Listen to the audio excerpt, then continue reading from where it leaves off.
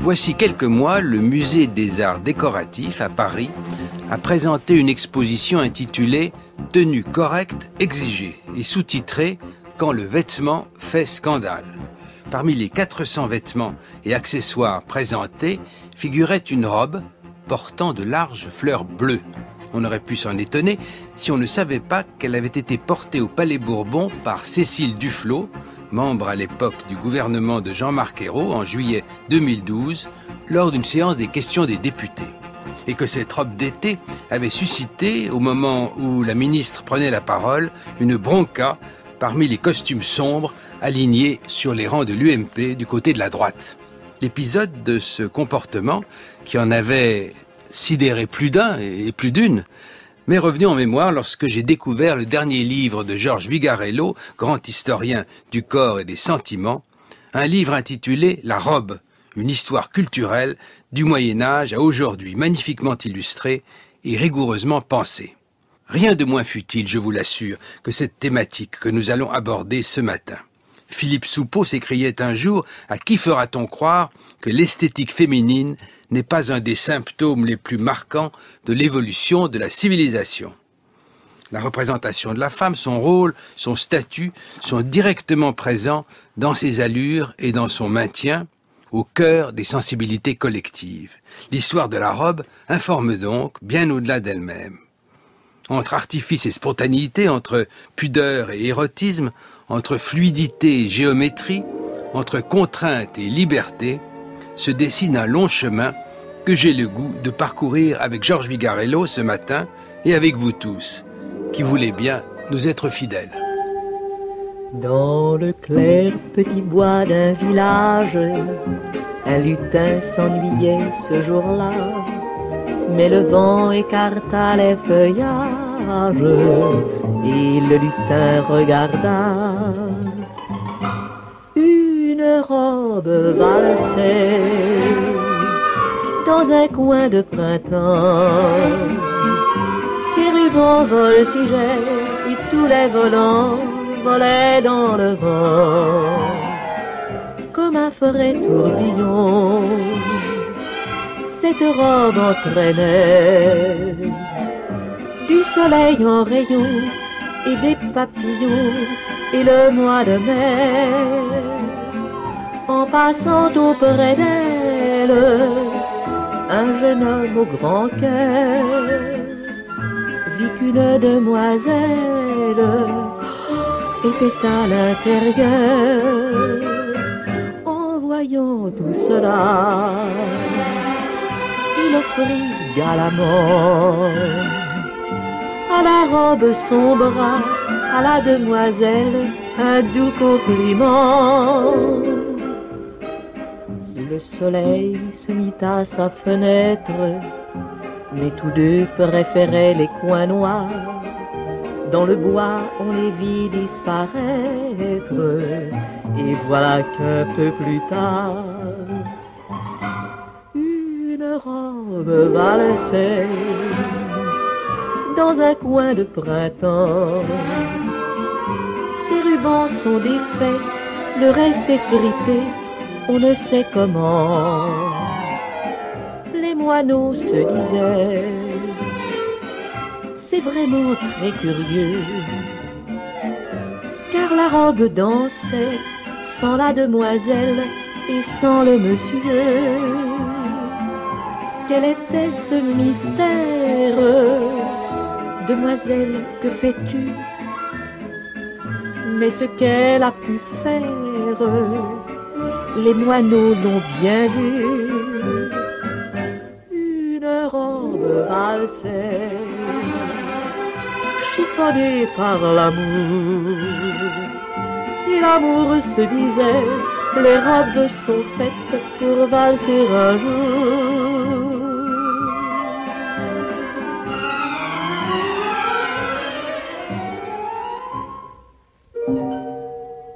Georges Vigarello, bonjour. Bonjour. Je vous ai offert, pour ouvrir notre conversation, une chanson d'Henri Contet et Virgilio Panzuti, interprétée ici par Yvette Giraud et qui s'appelait 1953, qui s'appelait Une robe valsait.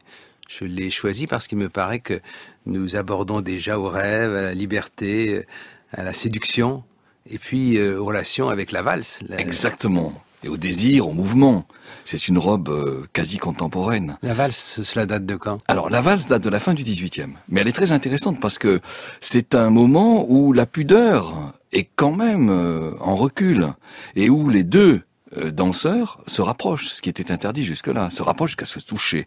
Et alors, ce qui est curieux également concernant la valse, c'est que les membres même peuvent se croiser. La jambe du valseur peut, au fond, rentrer dans l'entrejambe de la femme et vice-versa, vous voyez. Et ça entraîne, doit. Et ça entraîne indiscutablement des modes de mouvement et en même temps des modes de relation qui jusque-là, effectivement, n'existaient pas. Et sont rendus possibles, c'est absolument fondamental, sont rendus possibles parce que la robe a changé. Alors la robe a changé à la fin du XVIIIe siècle, et c'est ce qui permet précisément ce nouveau type de mouvement et ce nouveau type de proximité, parce qu'auparavant, la robe du XVIIIe siècle, c'est encore une robe qui s'évase considérablement vers le bas, et qui est tenue de façon rigide. Or, fin XVIIIe, cette rigidité tombe et s'efface, et on a cette double valence, à la fois une érotisation et en même temps une dynamisation. Eh bien, c'est tout ce que nous allons considérer sur la longue durée. Nous remonterons peut-être tout à l'heure à propos de la Révolution jusqu'à l'Antiquité, mais pour l'instant, débutons avec le Moyen-Âge, Georges Vigarello. Comment définiriez-vous la robe du XIIe, du XIIIe siècle? Il y a deux moments. Il y a un premier moment où la robe enveloppe totalement l'anatomie féminine jusqu'à la dissimuler totalement. C'est la robe du XIe, XIIe siècle. Une sorte de sac? C'est une sorte de sac. C'est aussi une robe qui concerne l'homme, ne l'oublions jamais. Donc les corps sont totalement effacés, si on peut dire. Et puis, vous avez, fin XIIIe siècle, un moment extrêmement important, à mon avis, où la poitrine de la femme commence à apparaître avec ses propres formes, et un lassage s'installe dans le haut de la robe, alors que le bas reste confondu dans un ensemble de plis. Mais le lassage est mal accepté au début. Voilà, c'est ça. Pourquoi c'est important? Parce que ce lassage est quand même l'objet d'une affirmation. Au fond, une affirmation de relative libération et de travail sur l'esthétisation de ce corps qui n'est plus totalement enfoui sous l'étoffe. Cela entraîne inévitablement de la résistance. C'est-à-dire que ça paraît comme quelque chose qui transgresse je dirais, les pudeurs habituelles. Et je crois que c'est très important, ce moment, parce que il renvoie, alors Le Goff l'explique très bien dans ses textes sur la civilisation médiévale, il renvoie à une relative montée de la laïcisation, vous voyez, une forme d'autonomie, une forme d'affirmation. Alors certes, cette affirmation se limite exclusivement à l'esthétique. C'est pas une affirmation pour la dynamique, le mouvement, etc., la turbulence. Mais le simple fait qu'elle soit centrée sur l'esthétique me paraît personnellement très important. Avec distinction, du coup, entre l'homme et la femme. Alors, du coup, avec distinction de l'homme et de la femme, ce qui est effectivement tout à fait marquant également, l'homme commençant à abandonner cette robe qui dissimule son anatomie et commençant à porter ce qu'on appellerait aujourd'hui des pantalons, le tout, vous voyez, renvoyant à plusieurs choses. D'une part, l'homme versant activité, il bouge, les pantalons le permettent, il n'est plus totalement enfoui sous quelque chose qui dissimule sa dynamique, et la femme affirme quelque chose qui est d'ordre de l'esthétique. Donc on voit déjà, à la fin du Moyen-Âge, un partage central, que l'on retrouvera évidemment très longtemps dans les siècles qui suivent. Quel est ce partage central? La femme, esthétisation, et l'homme, dynamisation. Ça, c'est fondamental. Avec aussi érotisme et chasteté, je le vois dans ce Parement et triomphe des femmes d'honneur d'Olivier de la Marche à la fin du XVe siècle. Un couturier nous convient de préparer pour un long corset donné à ma princesse et son beau corps revêtir et parer de nobles habits pour le bien décorer. Nous lui donnerons le nom de chasteté, c'est un beau nom par vertu achetée. Ah oui, non, c'est un texte très important, parce que le mot chasteté doit être retenu. Il n'en reste pas moins que cette chasteté doit croiser quelque chose qui est quand même de l'ordre de l'esthétique, et il y a un mot très important dans ce texte, c'est décoration. Vous voyez, la femme renvoyée à, au fond, quelque chose qui est de l'ordre d'une apparence décorative. Et par là même, quelque chose qui est de l'ordre de la passivité, par rapport à l'homme qui est de l'ordre de l'activité. C'est le temps où la taille est marquée par la sorquanie. C'est un mot qu'il faut expliquer. Alors c'est l'ancêtre de la ceinture. La sorquanie, c'est ce qui sert en quelque sorte le centre du corps et qui commence à dessiner. Il y a un travail, je dirais, de préparation vers des formes qui vont s'affirmer de façon beaucoup plus nette au moment de la Renaissance et au moment du XVIIe siècle. Alors ce travail, c'est le suivant. La ceinture serrée, le haut du corps également relativement serré par le lassage, et le bas du corps totalement dissimulé dans une nuée de plis. C'est ça qui commence à, je dirais, à dessiner des formes qui vont s'affirmer de façon beaucoup plus forte dans les périodes qui vont suivre. Cela suppose évidemment que surgisse très tôt le corset. Alors, c'est pas, je comprends très bien que vous utilisiez ce mot. Ce n'est pas encore vraiment le corset. C'est un lassage qui effectivement rend rigide le haut du corps, avec dans certains cas, on le voit bien surtout au XVe siècle, avec dans certains cas le recours à des étoffes qui sont des étoffes rigides. Ce qui est important, vous voyez, c'est effectivement le fait que le haut va dans le sens d'une rigidité du buste. En contraste avec le bas. Contraste avec le bas, et un haut qui s'affirme, et qui va s'affirmer toujours davantage parce que c'est le lieu de l'expression, c'est le lieu de la, je dirais, de l'esthétisation de la physionomie, de l'esthétisation du geste, le geste des bras, vous voyez, par exemple, alors que le geste des jambes est totalement dissimulé et quasiment interdit. Mais quand apparaît le mot corset? Le mot corset apparaît au XVe siècle. Il a plusieurs types qui peuvent être très différents. Ça peut être ce qu'on appelle une cotte, c'est-à-dire un habit qui serre simplement. Et en revanche, ça peut être au contraire un instrument parfaitement spécifique qui, lui, vient s'imposer en dehors même de l'habit et sous l'habit. Vous montrez ça très bien dans Oui. une illustration impressionnante de votre livre. Oui, bien sûr. Et ça apparaît vraiment au XVIe siècle seulement. Vous voyez, ce dispositif spécifique qui, au XVIe siècle, on le voit, et par rapport à nos repères, est absolument intolérable. C'est un système de fer, avec des ouvertures pour que le fer soit plus léger, mais c'est quand même du fer. Et ces deux plaques métalliques, par exemple, que porte la reine Margot à la fin du XVIe siècle autour de ses hanches pour, au fond, jouer vers une perspective d'amaigrissement. Le corset aura une longue vie devant soi. Certes, Poiret, nous le verrons, le couturier le supprimera juste avant la guerre de 14, mais il durera néanmoins. Et écoutez donc cette chanson, cette brève chanson, qui est une sorte d'hommage au corset. Elle est interprétée par Denise Benoît en 1957. Les auteurs sont Claude Arieux et Louise de Villemorin, la muse d'André Malraux. Les médecins critiquent le corset, ce charmant écrin qui consiste à soutenir certains attraits, charmes auxquels nul ne résiste. Voyons au fond, ce n'est pas juste. Qu'y a-t-il de plus séduisant qu'un mignon corset qui s'ajuste sur des contours aussi charmants? Le corset, c'est gentil, c'est coquet. Ce qu'il trouve d'admirateur, ce coquin séducteur. Ce nid d'amour aux hommes plaira toujours. Voilà pourquoi jamais la femme n'ôtera le corset. Oui, ce corset qui s'agite, il est encore présent. 1957, Georges Garello. C'est vraiment très étonnant parce qu'on voit à ce moment-là que le corset traverse l'ensemble des siècles de la société occidentale jusqu'à nous, à partir du Moyen-Âge jusqu'à aujourd'hui, vous voyez. Mais je pense que ce qu'il faut souligner, c'est qu'il y a évidemment plusieurs types de corsets.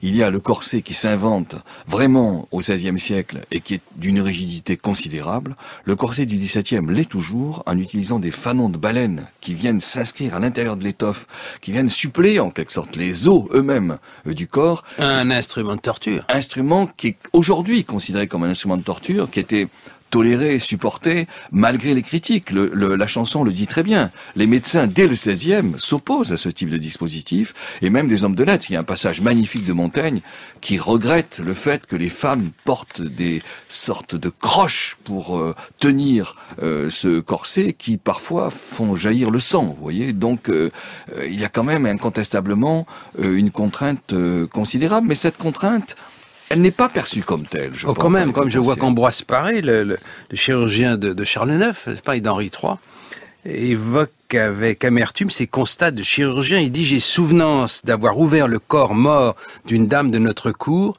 qui, pour vouloir montrer avoir le corps beau et grêle, se faisait serrer, de sorte que je trouvais les fausses côtes chevauchant les unes par-dessus les autres, qui faisaient que son estomac étant pressé, ne pouvait s'étendre pour contenir la viande, et après avoir mangé et bu, était contrainte de le rejeter, et le corps n'étant nourri devient maigre, n'ayant presque que le cuir sur les os qui fut cause de sa mort. Le corset mortel. Bien sûr, le texte est imparable, et d'autant que le corset est parfois porté lorsque la femme elle-même est enceinte. Mais ce que je veux simplement souligner, c'est que ce qui nous apparaît, nous, comme absolument insupportable, était quand même supporté. C'est ça que je veux souligner, vous voyez. Il y a à la fois une tension, et en même temps, il y a, au fond, le fait d'accepter et de vivre avec ce type de contraintes. Il faut dire que se mêlent à ce type de contraintes qui sont des contraintes qui naissent d'une préoccupation esthétique. Oui. Il y a aussi du moralisme, en particulier lorsque surgissent la réforme, puis la contre-réforme et le jansénisme. Oui, alors c'est une période très importante parce que le jansénisme, la contre-réforme, finalement remettent en cause, non pas forcément le corset, mais remettent en cause la couleur, remettent en cause l'excès d'insistance sur des formes trop marquées, vous voyez. Et du coup, on voit bien à travers les gravures d'Abraham Boss en particulier, qui sont des gravures des années 1630, on voit bien que la robe est un peu plus terne, elle est un peu plus homogène, alors que la robe précédente accentue indiscutablement le bas. Mais lorsqu'on regarde avec attention les images, ce que j'ai essayé de faire, on se rend compte quand même que la forme qui est celle que je considère comme dominante, et celle qui aura le plus d'existence dans le temps. Cette forme, c'est quoi? C'est un bas qui s'évase, un haut qui devient une sorte de jonc, et un visage qui sort de cela. Et donc, on voit, à partir de la fin du XVIe et au XVIIe siècle, cette image que je considère comme centrale, vers laquelle tendent en quelque sorte les effets, les efforts du Moyen-Âge et de la Renaissance. Cette image, c'est la suivante, c'est un piédestal. La femme s'installe sur quelque chose qui la fige. Et c'est là que l'on voit véritablement le sens du mot décor, et c'est là que l'on voit véritablement le sens d'une esthétique qui est une esthétique passive.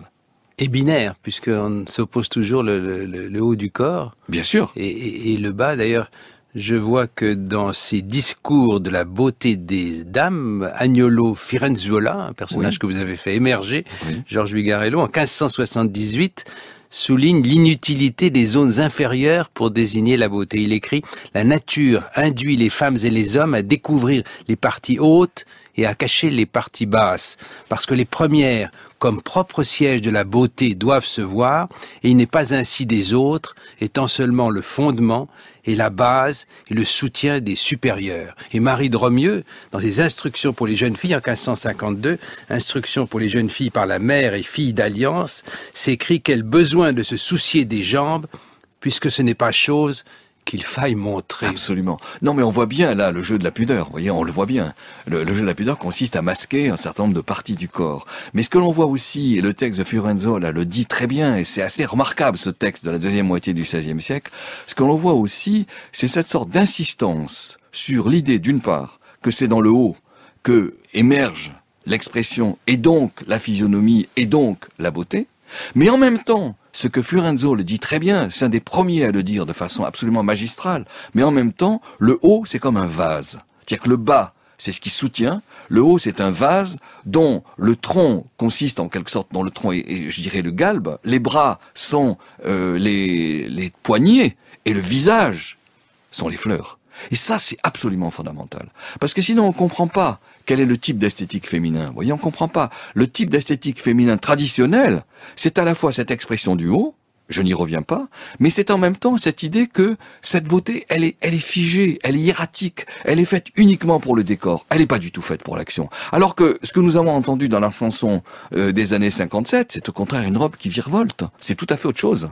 Oui, il s'agit de figer la femme dans une situation évidemment dominée. Bien sûr. Qui sert c'est une femme qui accueille, vous voyez, qui est là uniquement pour montrer quelque chose qui est de l'ordre de l'apparence figée et d'une esthétique faite pour le regard et pas du tout faite pour que elle-même soit un objet d'action. Il y a une évolution de la pudeur suivant les parties du corps aussi? Indiscutablement. Et ce que vous évoquiez tout à l'heure, lorsque vous opposiez le haut et le bas, me paraît effectivement un problème assez central. Qu'est-ce qui se passe dans l'évolution de notre propre société? Insensiblement, c'est quand même le bas qui va prendre une place, vous voyez. On le voit même déjà aux Lumières, au moment des Lumières, lorsqu'il y a une critique des rigidités, lorsqu'il y a une critique des tenues qui sont trop fermes, un élan vers l'assouplissement. Qu'est-ce que c'est qu'un élan vers l'assouplissement? C'est insensiblement l'émergence des hanches. insensiblement. Ce qui ne veut pas dire que le dispositif dont je viens de parler disparaisse, mais insensiblement, il est bousculé. Il est bousculé. Et on le voit bien dans la deuxième moitié du XVIIIe siècle, à la fois avec des robes qui sont plus souples, même si elles maintiennent le type de forme, et quand même le fait que dans leur souplesse, elles acceptent la présence des hanches et le fait que ces hanches se manifestent. Donc il y a une remise en cause à ce moment-là de l'héritage du XVIe siècle, où on Bien voit sûr. les lignes se géométriser avec ces deux entonnoirs, en fait, Oui, on peut oui, dire ça sans être excessif, posés l'un sur l'autre. Ce qui est vraiment très intéressant au XVIe siècle, c'est que la robe...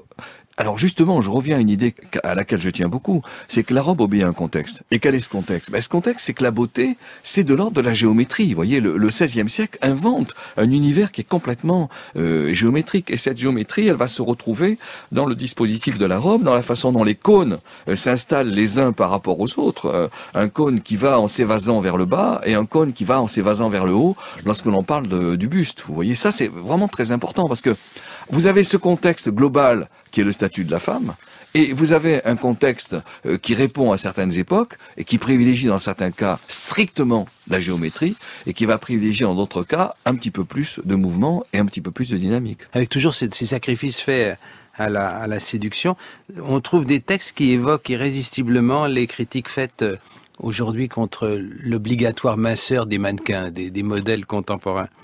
Je vois que Jean Liébaud, né à peu près à la deuxième moitié du XVIe, Oui. évoque le cas de plusieurs dames bien nées qui multiplient les procédés abrupts pour avoir le corps mince. Citation. S'abstenir de manger, absorber de la craie et du jet pulvérisé, je ne sais pas ce que c'est que le jet pulvérisé, consommer acide, vinaigres et citrons. C'est un matériau qui est proche de la pierre, vous voyez le jet. Mais c'est un exemple tout à fait fondamental. Et ça nous permet justement d'aborder un sujet que nous avons effleuré et dont nous n'avons pas parlé, c'est la minceur.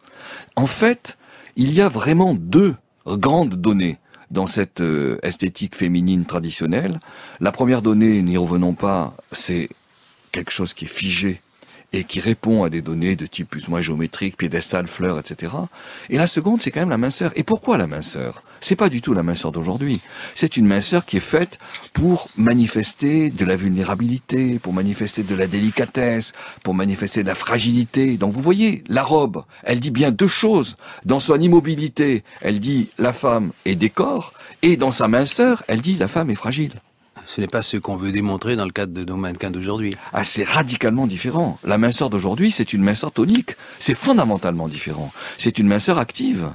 Et ça renvoie précisément aussi à un changement de la robe. Voilà pourquoi critique-t-on autant la minceur aujourd'hui, et même la maigreur de Alors, nos modèles, comme faisait Liébaud au XVIe siècle. On critique la minceur d'aujourd'hui à juste titre, parce que dans certains cas, elle est indiscutablement inquiétante quant à la santé de ceux qui la manifestent.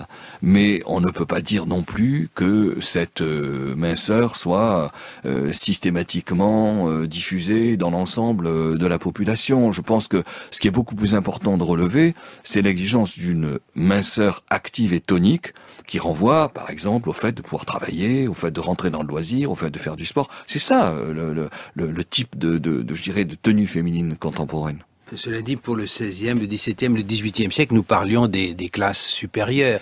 Est-ce que les classes populaires, telles qu'on peut les apercevoir dans l'ensemble des tableaux et des gravures du temps, le nain et d'autres, est-ce que cette mode descend dans ces... Alors évidemment, c'est une grande question. Et pour tout vous dire, quand j'ai commencé ce travail, personnellement, j'étais assez persuadé que les formes dont nous venons de parler concernaient l'élite.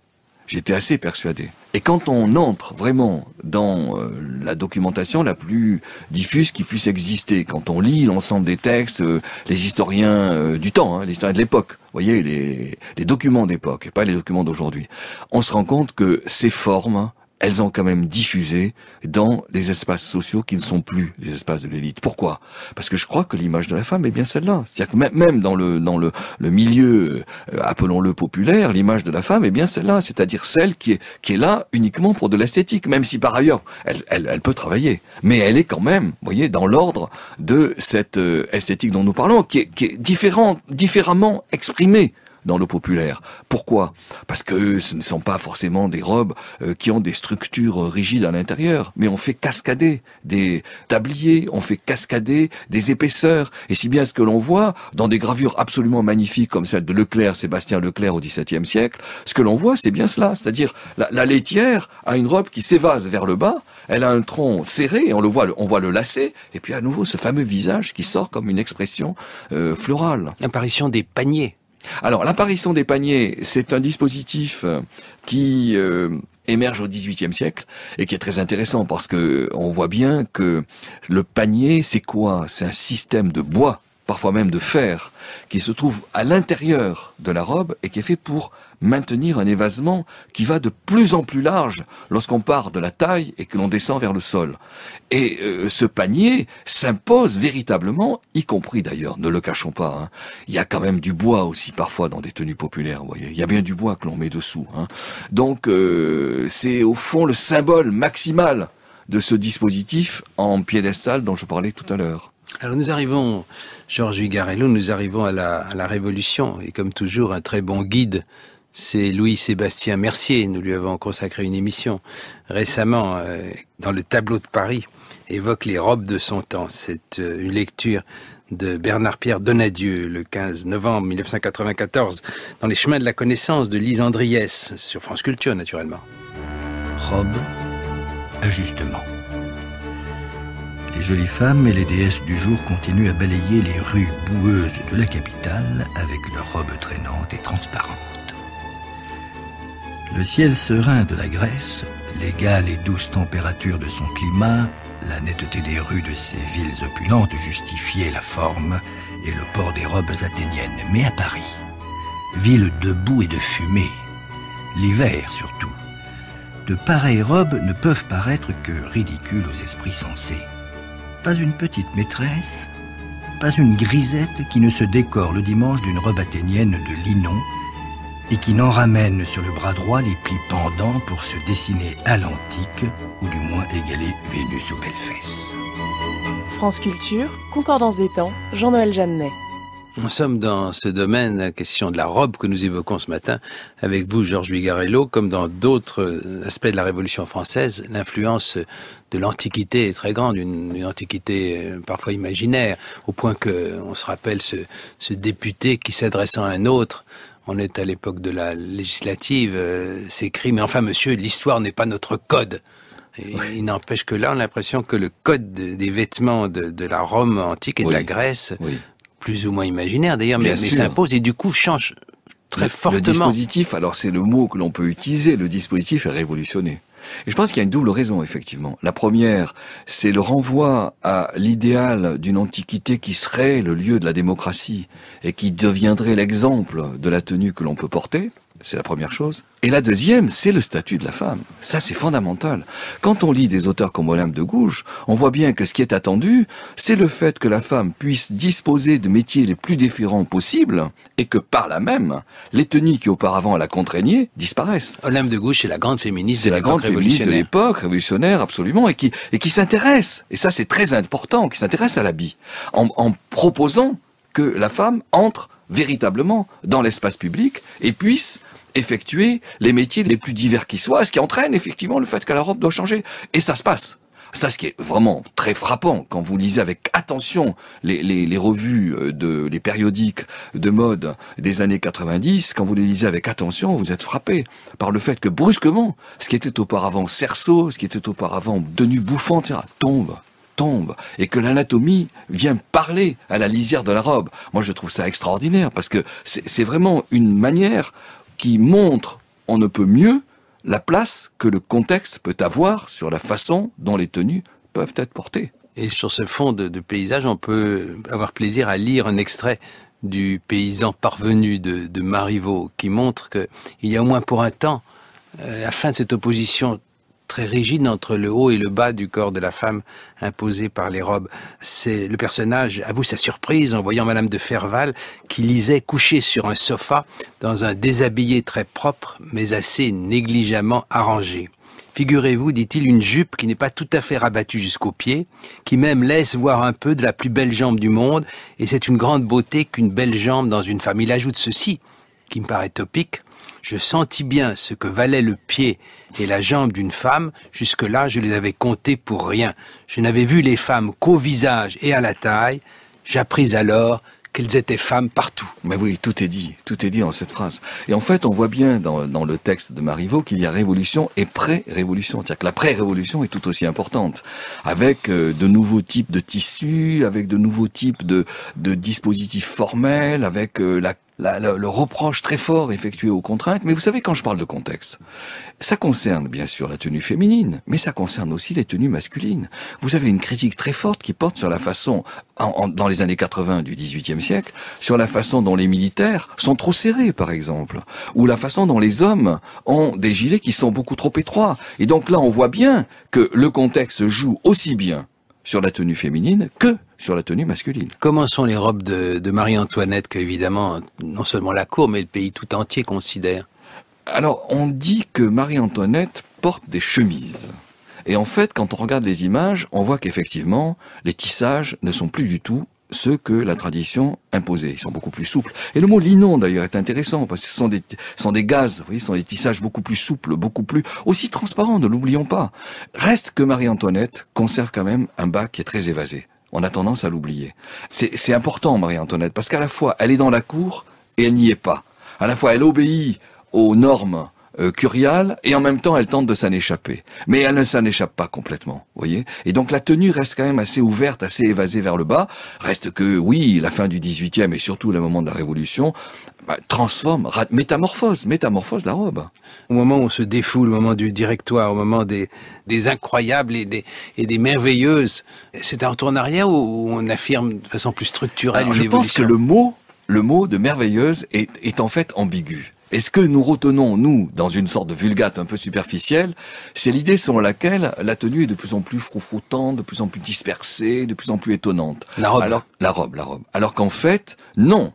La fin du XVIIIe siècle, c'est au contraire ce dont nous parlions tout à l'heure, c'est-à-dire une robe qui tombe, une robe qui flotte en quelque sorte, et qui permet le mouvement. Et lorsque vous lisez les textes des périodiques, vous voyez que ces textes disent « il faut que l'anatomie elle-même vienne se marquer » au niveau de la frontière de la robe. Donc ça, c'est une transformation radicale. Et les merveilleuses en sont aussi un exemple. Vous voyez, on a tendance à l'oublier. Ce qu'il faut ajouter, c'est ce dont nous parlions tout à l'heure. C'est-à-dire qu'à la fois, il y a cette transformation que je qualifierais de dynamique, mais en même temps, il y a une attention nouvelle à l'érotique. Le fait que les robes sont plus transparentes. Là, ça permet la valse dont nous parlions tout à l'heure, c'est-à-dire les rencontres des corps, vous voyez. Et là, il y a quelque chose qui s'est défait, qui s'est dénoué, et qui me paraît très très important dans notre propre histoire. Et qui nous dit quoi sur l'évolution de la société et de la situation de la femme, avant qu'on entre dans cette période de glaciation de la bourgeoisie au pouvoir pour la femme? Qui nous dit que concernant la libération, il y avait une avancée. Une indiscutable avancée, que l'on retrouve d'ailleurs sur autre chose, le divorce, la situation dans la famille, le fait que le métier est discuté, et puis ce sont même les révolutionnaires qui vont fermer les métiers, vous voyez, dans les années 94.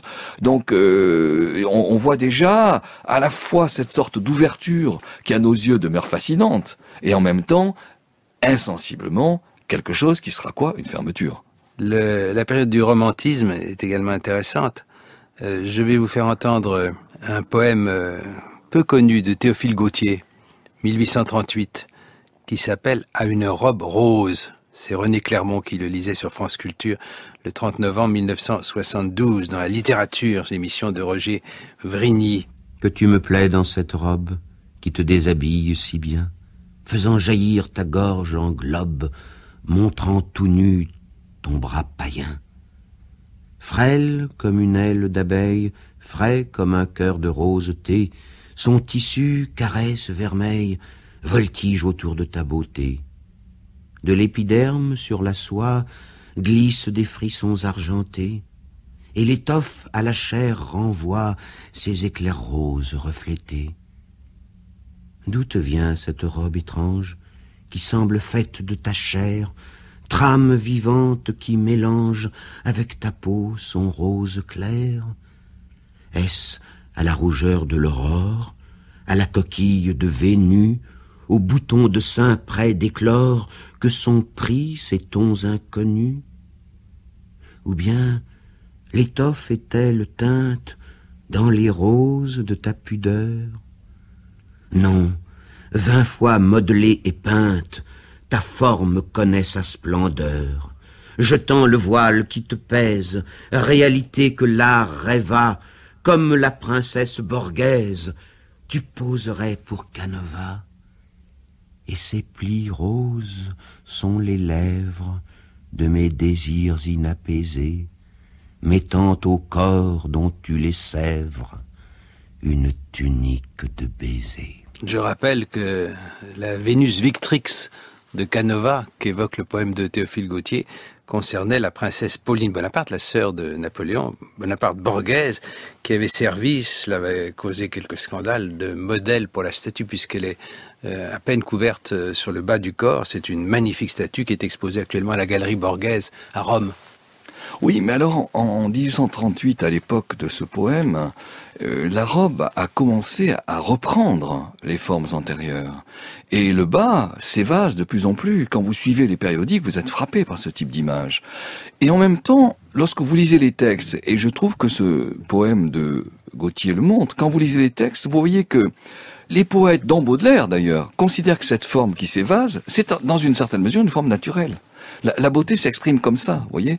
Et finalement, je trouve que la façon dont il parle de manière magistrale de son propre désir, lorsqu'il évoque comme ça les frissons, les éclairs de la robe, ça c'est très romantique et c'est magnifique parce que on commence à prendre en compte ce qui est vécu par celui qui regarde, si vous voulez, avec des métaphores sur l'électricité, etc.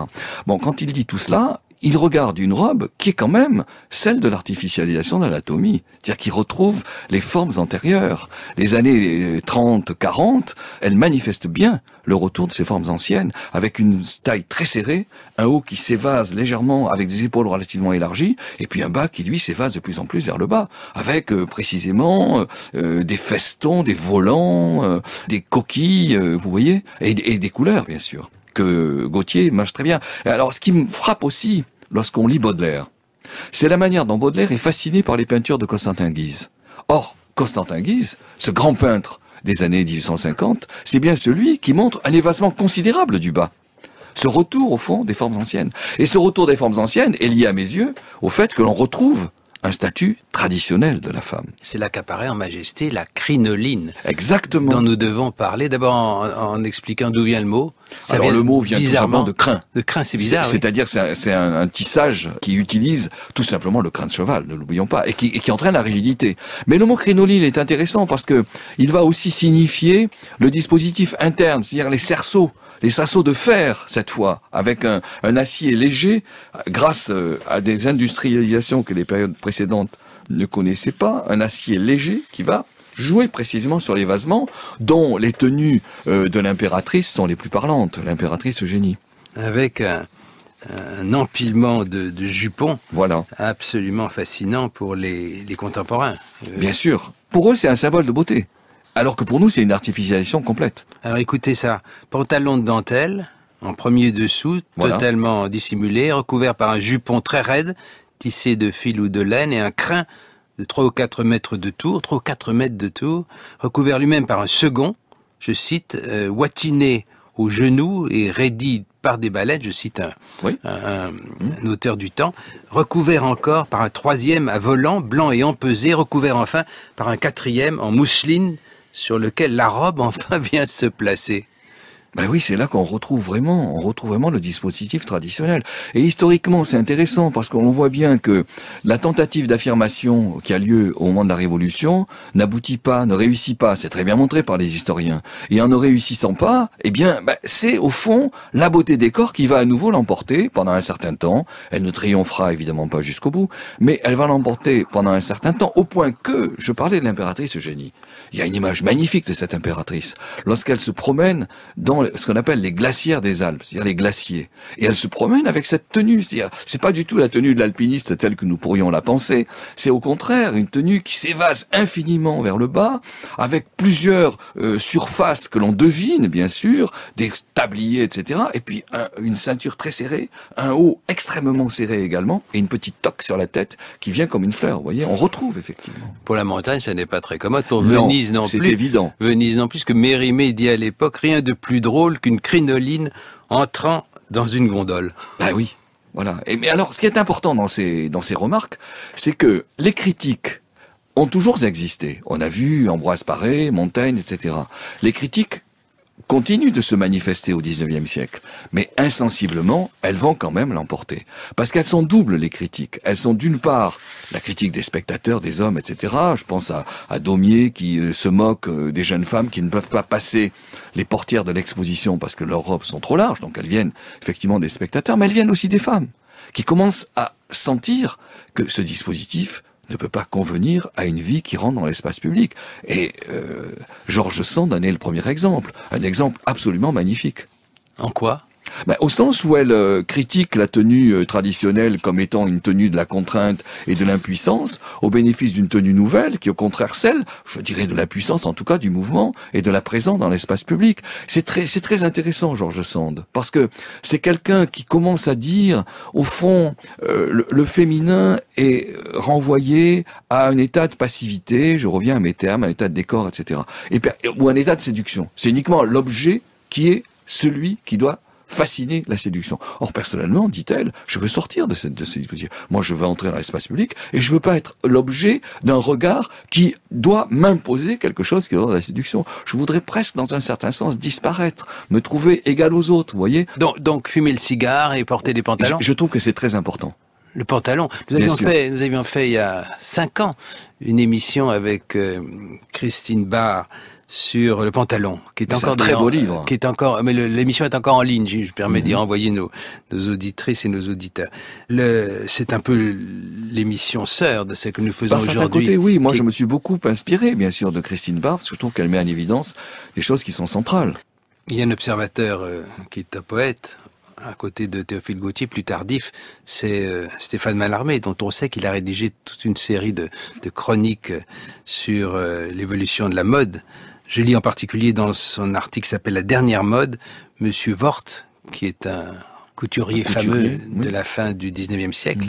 Monsieur Vort seul a su créer une robe aussi fugitive que nos pensées.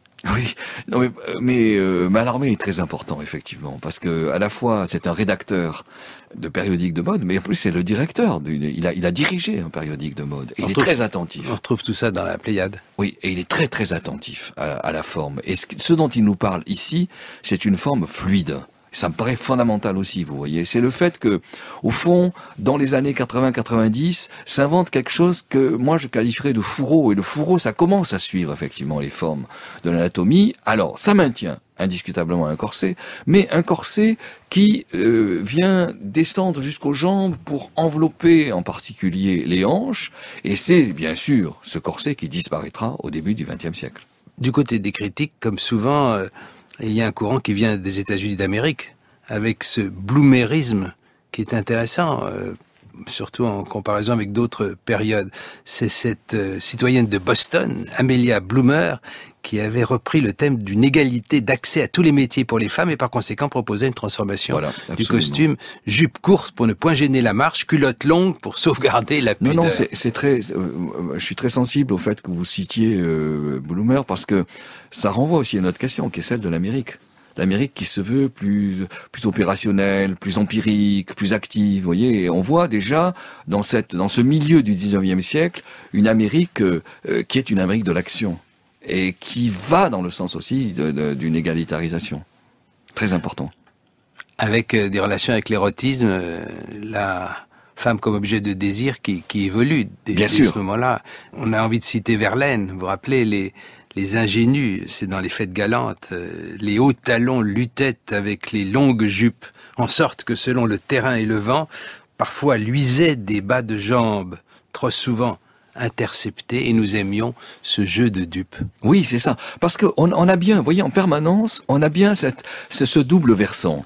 Le premier versant, c'est l'accès à plus de mobilité. Alors c'est un jeu entre fixité et mobilité. Bon, ça c'est un premier versant. Avec une évolution de l'érotisme du coup. Et oui, et puis un deuxième versant, c'est l'érotisme. Est-ce que je peux accéder à m'affirmer comme quelqu'un qui assume finalement le fait d'attirer du désir ou de ne pas l'attirer? Est-ce que je peux assumer cela? Et cette exigence, on le voit bien à travers l'insistance insensiblement mise sur les formes du corps lui-même. On le voit aussi sur le fait que la jupe va insensiblement se relever et que le chapeau va commencer à s'effacer, etc. Vous voyez, là, il y a bien cette double valence dont la fin du 19e siècle et surtout le début du 20e sont de parfaits exemples. On s'étonnerait qu'on n'évoque pas ici Georges Vigarello, Marcel Proust. Il y a une évocation du corps d'Odette dans Les jeunes filles en fleurs qui mérite d'être restituée. On montre bien comment la silhouette féminine a été subvertie entre 1910 et 1920. C'est ici une lecture par Lambert Wilson. Le corps d'Odette était maintenant découpé en une seule silhouette, cernée tout entière par une ligne qui, pour suivre le contour de la femme, avait abandonné les chemins accidentés, les rentrants et les sortants factices, les lacis, l'éparpillement composite des modes d'autrefois, mais qui aussi, là où c'était l'anatomie qui se trompait en faisant des détours inutiles en deçà ou au-delà du tracé idéal, savait rectifier d'un trait hardi les écarts de la nature, suppléer, pour toute une partie du parcours, aux défaillances aussi bien de la chair que des étoffes. Les coussins, le strapontin de l'affreuse tournure avaient disparu, ainsi que ces corsages à basques qui, dépassant la jupe et raidis par des baleines, avaient ajouté si longtemps à Odette un ventre postiche et lui avaient donné l'air d'être composé de pièces disparates qu'aucune individualité ne reliait. La verticale des effilés et la courbe des ruches avaient cédé la place à l'inflexion d'un corps qui faisait palpiter la soie comme la sirène bat l'onde, et donnait à la percaline une expression humaine, maintenant qu'il s'était dégagé, comme une forme organisée et vivante, du long chaos et de l'enveloppement nébuleux des modes détrônés. Pour moi, c'est un passage absolument somptueux, parce que il est au cœur du changement. Il est au cœur du changement, il y a plusieurs titres. D'abord, l'anatomie trahie. C'est ce que nous avons dit à plusieurs reprises depuis le début de cette émission, l'anatomie trahie. Et ensuite, la victoire de quelque chose qui est hors de la ligne. C'est le mot qu'il utilise. La femme devenant un être élancé. Et la femme devenant, au fond, une silhouette précisément dynamique. Ça, c'est très, très, très important. Et le passage de Proust permet aussi la référence à l'érotique. Donc il y a plusieurs données en quelque sorte dans la Révolution. Et en même temps, on est dans un temps, à cheval entre l'avant et après la Première Guerre mondiale, oui, où la situation de la femme évolue beaucoup. Bien sûr, je pense que la Première Guerre mondiale a joué un rôle fondamental. Mais ce qui est important aussi, c'est de voir que cette dynamique vers, au fond, le fait d'assumer un corps plus disponible, un corps qui peut rentrer dans le travail, etc., cette dynamique, elle date de la fin du 19e. Vous savez, il y a quand même, à la fin du 19e siècle, il y a vraiment des associations féministes qui se groupent, qui essaient d'avoir un impact sur le public, qui essaient d'avoir le soutien d'autorités à la fois médicales et politiques en demandant la transformation radicale de la tenue qui existait dans ces années 80-90. Et la transformation radicale, c'est d'une part la fin du corset et d'autre part le fait que la robe tombe droite. C'est quand même cela qui est au cœur d'une revendication qui date de la fin du 19e siècle. Alors bien entendu, la Première Guerre mondiale a considérablement aidé ce déplacement. Et elle l'a aidé aussi en touchant un public plus large. Vous voyez, c'est pas seulement une revendication venue de l'élite, c'est une revendication qui touche à ce moment-là une population beaucoup plus large. Et ça me paraît absolument fondamental. Parce que les femmes se sont mises au travail par force. Exactement. Pour remplacer les hommes qui étaient au front. Il n'était plus question d'avoir ces poufs qui avaient déformé la silhouette un peu en S. En S, oui, c'est ça. Avant 1914. Oui, absolument. Ces poufs, comment décrirait-on le pouf ? Le pouf, c'est une sorte d'accentuation de la cambrure arrière, vous voyez, d'accentuation de la cambrure jusqu'à l'horizontale d'ailleurs.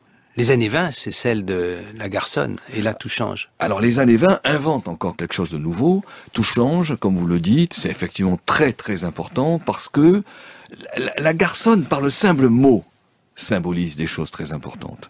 Le simple mot, c'est nous avons accès, vous voyez, nous avons accès à ce que font les garçons. Autrement dit, ça porte sur, nous pouvons avoir des métiers extrêmement différents, nous pouvons avoir des activités extrêmement différentes, nous n'oublions jamais le rôle qu'a joué le loisir. Et dans le livre, mes amis du Seuil m'ont beaucoup aidé à montrer la présence du loisir et la présence de l'activité. C'est pas seulement des loisirs de l'élite, ce sont aussi des loisirs populaires, la course, l'athlétisme, qui changent véritablement la nécessité de déplacer les formes. Et la mer aussi, Voilà. La plage qui devient importante. Alors la mer, c'est très important parce que ça joue deux fois. Ça joue à la fois sur le fait que certaines parties de la peau apparaissent alors que jusque-là, elles étaient totalement couvertes. Et ça joue sur le fait que la silhouette qui s'impose, c'est vraiment une silhouette qui est totalement fidèle à l'anatomie. Alors jusque-là, elle ne l'était pas. Alors venons-en à la période la plus récente, Georges Vigarello, où progressivement la femme accède à la capacité, je parle de la bourgeoisie en particulier, à la capacité de travailler, de s'extraire du carcan de la vie exclusivement privée, et du même coup s'installe une sorte de commerce, de dialogue entre la nature des robes dont nous parlons ce matin et la situation de la femme. Comment verriez-vous cela pour la période qui suit la Seconde Guerre mondiale? Ce qui s'installe, c'est une extension du salariat et donc de l'autonomie. Et cette autonomie veut dire la participation précisément à l'espace public. Ce qui était déjà engendré, mais ce qui va s'affirmer de plus en plus et ce qui va se diffuser. Or, la participation à l'espace public, c'est la possibilité de disposer de son corps. Et vous savez, on le voit aussi bien dans la tenue masculine qui va changer, qui va respecter davantage l'anatomie qu'elle le faisait auparavant, le costume plus serré, la chemise plus ajustée, etc. La tenue masculine change, ne l'oublions jamais. Et bien entendu, la tenue féminine non seulement change, mais se révolutionne. Et se révolutionne de plusieurs façons. À la fois parce que c'est la forme qui va aller dans le sens de l'élancement, pour reprendre les remarques que faisait Proust lorsque nous l'avons lu, mais c'est aussi les matières, sont aussi les matières qui vont changer. Le nylon, par exemple, va jouer un rôle très important dans la manière dont il autorise des mouvements qui jusque-là semblaient plus ou moins interdits. Et quand vous regardez les revues de mode, eh bien, vous êtes frappé par le fait que dans ces revues, de plus en plus figure le mouvement, le pas qui s'accroît, le fait que les femmes sont représentées non plus en position hiératique comme la tradition le voulait, mais assises, parfois assises par terre, dans un mouvement, dans un geste, etc. Et ça, évidemment, c'est très important, parce que c'est vraiment quelque chose qui, au fond, précède, je dirais, notre propre temps. Nous sommes les enfants, à mon avis, de ces périodes des années 60-70. Auparavant, il y a eu la petite robe noire de Chanel, mais on est en 1926. C'est une prémonition. C'est une prémonition. Je trouve que la tenue de la garçonne, c'est incontestablement une prémonition de ce qui va se passer après. Et la tenue de la garçonne se manifeste par, bien sûr, la présence des hanches, l'apparition du bas. Pourquoi? Parce que la robe va se retrouver un peu plus élevée. Et ces fameuses tenues qui sont totalement fluides. Et ça, évidemment, c'est fondamental. Et puis, pour cette période, il faut naturellement écouter toujours les grands couturiers, ouais. Georges Vigarello, parce qu'ils ont beaucoup à nous dire sur l'idée qu'ils se font de l'évolution de la mode féminine, de la robe en particulier, et de ce que cela veut dire par rapport à la société, notamment par l'émergence du travail féminin dans les classes bourgeoises. Écoutez cette interview de Christian Dior par Lise Lina le 3 août 1954. Il évoque la fameuse ligne H. La mode ancienne est révolue, la mode nouvelle est née. La mode nouvelle, c'est la ligne H de Christian Dior. Cette ligne H va-t-elle changer la femme? C'est ce que Christian Dior va nous expliquer. Elle ne va pas la changer, on ne change jamais la femme, mais elle va lui donner un nouvel aspect. Les femmes nouvelles se trouvent agrandies et amincies. Ligne H, c'est aussi ligne de hanche. Les hanches ont une grande importance cette saison. Dans certains journaux, j'ai lu que je voulais faire disparaître les hanches, il n'en est pas question. Dans certaines robes, même, je les ai accentuées. Toutes les robes larges partent à peu près à la hauteur des hanches et sont très faciles à porter pour toutes les femmes qui ont des hanches et même plus que des hanches. Vous me comprenez, Lise? Et parmi les tissus choisis? Eh bien, les tissus sont de vrais tissus. C'est de la vraie bonne laine, de la vraie bonne soie, bien soyeuse, bien brillante et bien douce. Mais il y a aussi du nylon. Il y a cette saison un velours de nylon qui est absolument merveilleux. On peut s'asseoir dessus, le laver, recevoir la pluie et être parfaitement élégante. Et pour le soir, les robes du soir sont courtes ou longues? Eh bien, il y a beaucoup de robes longues et beaucoup de robes courtes. C'est une réponse de Normand, mais je le suis. Mais vous savez bien que la façon de s'habiller dépend tellement de l'endroit où l'on doit aller. Je n'aime pas voir dans un grand bal une femme en robe courte, elle est toujours minimisée En fait, ça ne convient pas à un grand bal. Par contre, je n'aime pas voir dans un cabaret une femme dans une robe longue extrêmement ample. Elle est déplacée et elle a l'air de venir là pour vouloir faire ses effets, ce que je trouve toujours tout à fait déplaisant. Période de transition, Georges Vigarello, vers notre présent. Oui, période de transition et d'affirmation. On est en 54. On est en 54. La ligne H veut bien dire quelque chose qui est assez droit, vous voyez. Et cette insistance sur la femme agrandie et elle s'est amincie, c'est une insistance très importante. Mais moi, je pense qu'il y a un travail sur les hanches. Et les hanches ne doivent pas être aussi importantes qu'elles ne l'étaient. Et dans la mesure où il y a un rapprochement avec la tenue masculine, qui est celle précisément de l'activité, et tout ce qui est un peu trop large, tout ce qui peut peser, tout ce qui peut ralentir, est évidemment péjoratif. Donc ce qui se dissout en partie, c'est l'affirmation d'une différence majeure entre les deux sexes. En partie, oui, indiscutablement. Eh bien, c'est là que nous quitterons le sujet que nous avons évoqué aujourd'hui avec vous, Georges Vigarello, l'histoire culturelle de la robe, un ouvrage qui est publié au Seuil, qui a été publié tout récemment, et sur lequel nous avons fondé cette conversation. Très précieux ouvrage. Comme nous sommes à la veille du réveillon, je le recommande pour les ultimes cadeaux.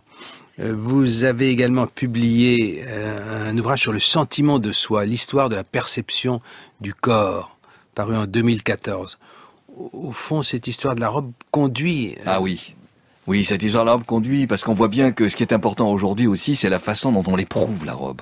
Et moi, ce qui m'avait frappé dans la culture du corps récente, c'est l'importance que l'on donne à l'intérieur. Et donc, vous avez cette expression que j'utilise beaucoup dans ce livre, c'est la robe de soi. C'est-à-dire la robe qui n'est pas soi, S-O-I-E, mais qui est la robe de soi, la nôtre. Celle que nous portons et que nous éprouvons, et qui est en concordance avec ce que nous montrons et ce que nous ressentons. Ça me paraît fondamental.